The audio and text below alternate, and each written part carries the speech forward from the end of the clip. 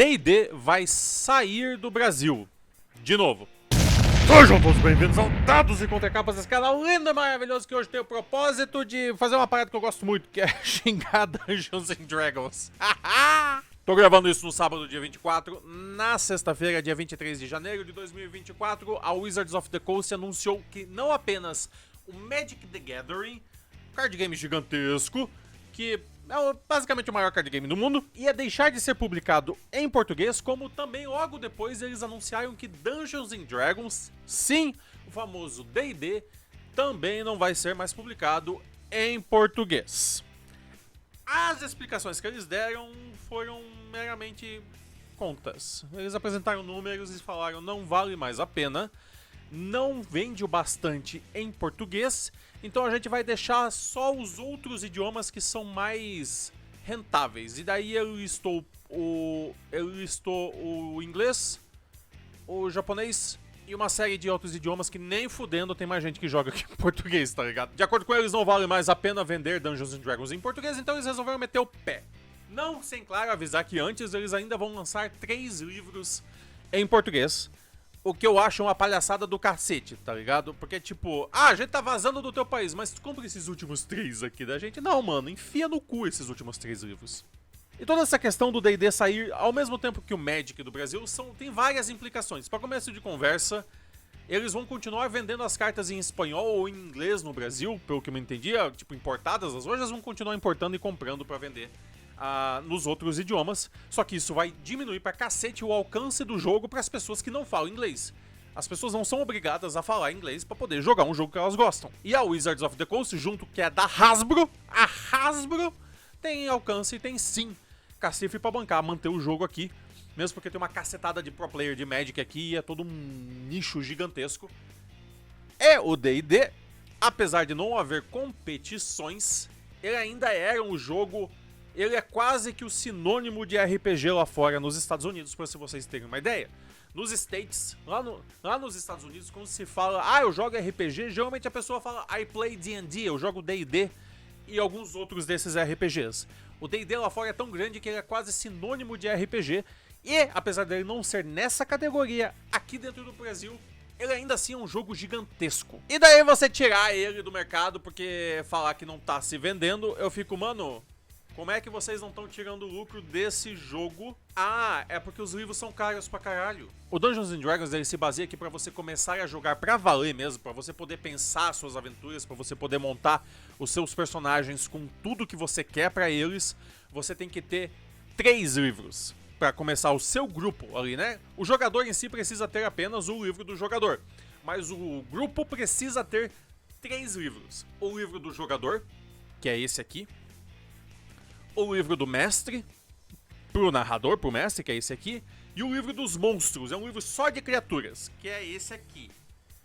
Vocês perceberam o valor desses livros? Vocês perceberam o preço que estava mostrando ali em cada um deles? Isso aqui é direto na Amazon, pela loja oficial da Amazon, quando você joga Dungeons and Dragons lá dentro. São mais ou menos R$700 em livros. R$700 em livros, para você começar a jogar com o seu grupo. E quando você tira o jogo, você fala, quer saber, essa comunidade toda ela não vale a pena o nosso esforço. Eles jamais vão admitir que é isso, mas no final das contas os números que esse país dá, porque não é só o Brasil, são os países de idioma português. Esses países todos não valem a pena o esforço que a gente coloca neles, então a gente tá se retirando. O que eu digo pra isso? As pessoas não vão parar de jogar D&D no Brasil. As pessoas não vão parar, mesmo porque essa não é a primeira vez que a Wizard sai daqui com Dungeons and Dragons, certo? Durante a 5ª edição. Demorou anos e anos e anos pra 5ª edição aparecer no Brasil, porque antes tinha a 4ª edição pela Devir, daí não foi feita simplesmente a 5ª edição no Brasil. Eu não sei quais são as tretas, eu não sei quais são as questões jurídicas e comerciais e o caralho a 4 disso daí. Procurem alguma thread no Twitter que explica isso. Mas durante, eu acho que 5 ou 6 anos da 5ª edição não havia Dungeons and Dragons no Brasil oficialmente. E agora com esse One D&D que tá vindo pela frente, também não vai haver Dungeons and Dragons oficialmente no Brasil. Eles estão, de certa maneira, incentivando as traduções de fãs e a pirataria com isso? Porque o fã de Dungeons Dragons do Brasil não vai parar de jogar Dungeons Dragons. Nem fudendo. E as pessoas que fazem tradução de fã vão se sentir ainda mais incentivadas a fazer isso, porque mais pessoas vão pedir delas. Mas se você é o tipo de pessoa que prefere ter o material oficial certinho, bonitinho, e agora você tá pensando, meu Deus, saiu o D&D, o que eu posso jogar? Calma.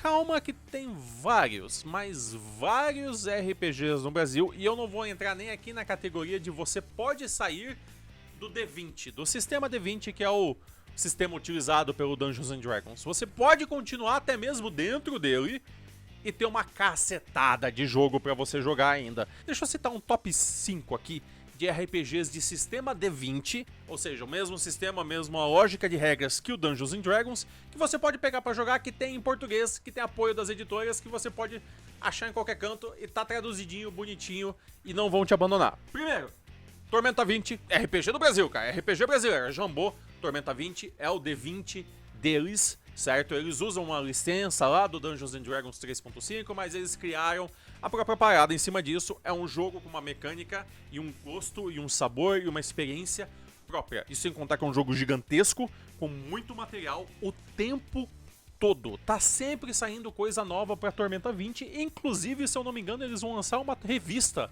A Jambô vai lançar uma revista só pra Tormenta 20. Os outros dois que juntam o top 3 pra mim é o Pathfinder e o Starfinder, ambos lançados pela New Order. Eu quero que vocês entendam uma coisinha sobre os jogos da Paizo, que é a que faz o Pathfinder e o Starfinder.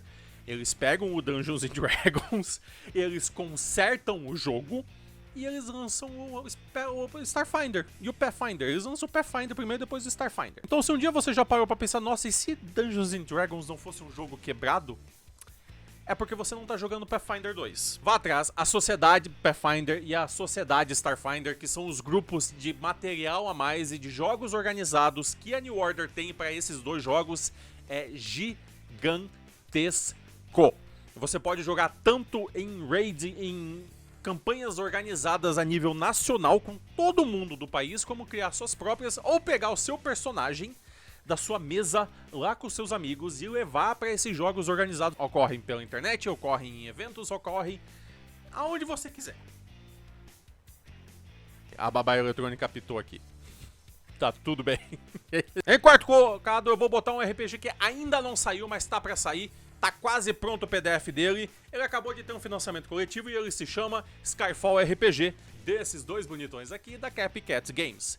O Pedro e a Sil são pessoas incríveis, eles são criadores de conteúdo e desenvolvedores de jogos magníficos, eles são autores de RPG com uma pegada...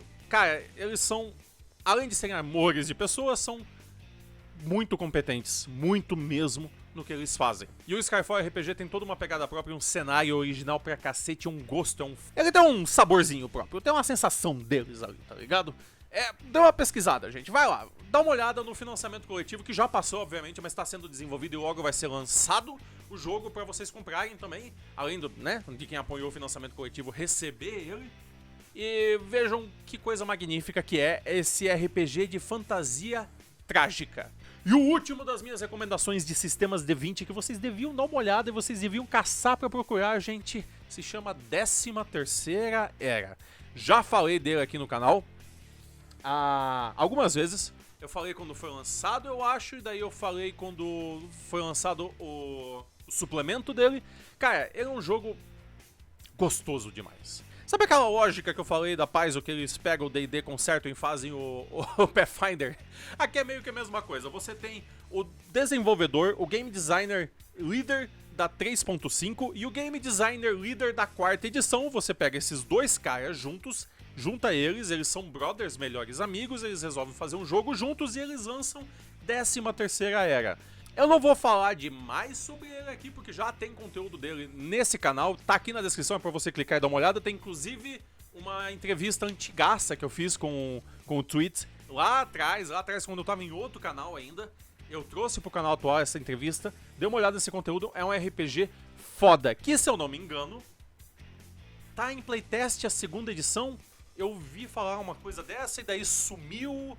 Eu não consegui achar o Kickstarter, mas eu posso ser só tanso e eu não achei mesmo. Mas, se tiver uma segunda edição desse jogo, cara, ele vai ser um jogo do cacete, um jogo muito bom, porque a primeira edição já é genial de boa. A gente vive falando que jogos de sistema de 20 são mais encaixados, eles são mais engessados, eles não dão tanto espaço pra narrativa, porque eles são muito presos nas regras, e esse aqui, ele é o primo hipster da galera, tá ligado? Ele te deixa narrar com mais liberdade, ele te dá mais recursos pra você ser um pouquinho mais livre na maneira como você narra as suas ações e as suas escolhas. E se eu tiver que dar uma menção honrosa, eu diria que o sistema Cypher, lá da Monte Cook Games, que tem no Brasil o The Strange e o Numenera, é um D20 diferentão.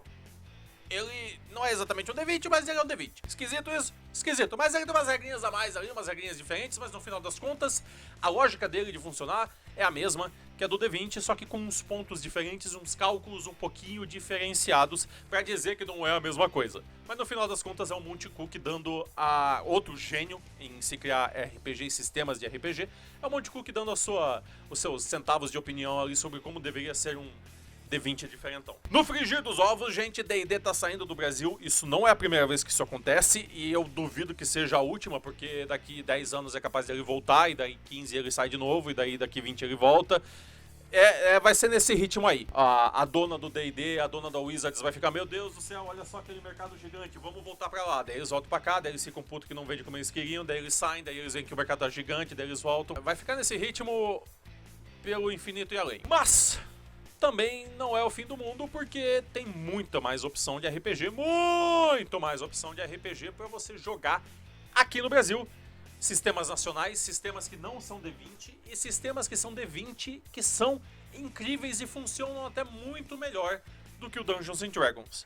Então é de se ficar meio puto que eles só meteram o pé na porta e vazaram desse jeito, mas ao mesmo tempo a comunidade daqui é muito forte e ela não vai se fraquejar, não vai morrer, não vai tropeçar, não vai acontecer porra nenhuma. O RPG continua firme, forte e bonito no Brasil, como ele sempre foi. Se você não viu eu falando da última treta que eu tinha dado com a Wizards ano passado, é só você clicar no videozinho bem aqui em cima. E embaixo tem uma playlist com sistemas D20 dos quais eu já falei aqui nesse canal. E eu vejo vocês no próximo vídeo, gente. Até mais!